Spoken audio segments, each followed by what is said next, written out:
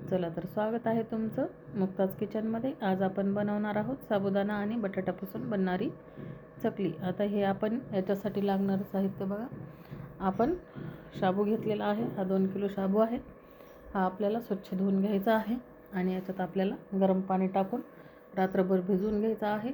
आणि 2 किलो शाबूला आपण 4 किलो बटाटे उकडून पूर्ण सोलून घेतलेले आहेत आणि गरम आहेत तोपर्यंतच आपल्याला हे पूर्ण खिसून घ्यायचे आहेत।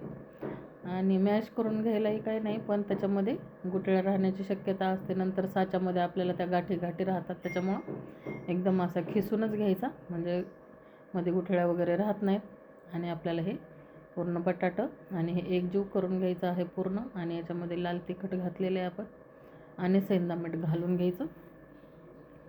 आणि नंतर आपल्याला पूर्ण हे एकजीव करून घ्यायचा ह्याचा गोळा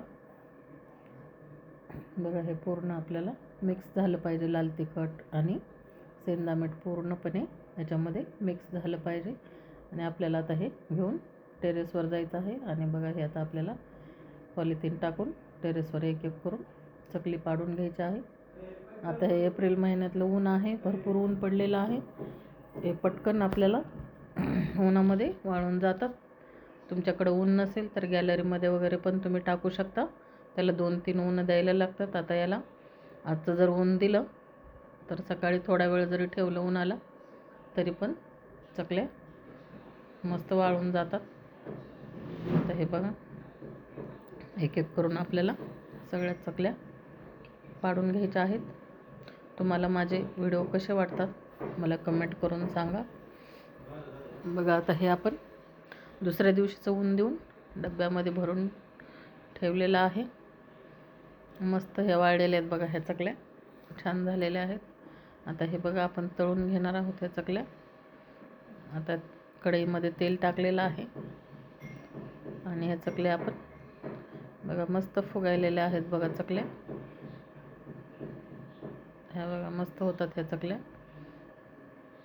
उपवासासाठी आपण ह्या चकल्या बनवलेल्या आहेत। त्याच्यामध्ये आपण फक्त सेंधा मीठ आणि लाल मिरची पावडरच वापरलेला आहे।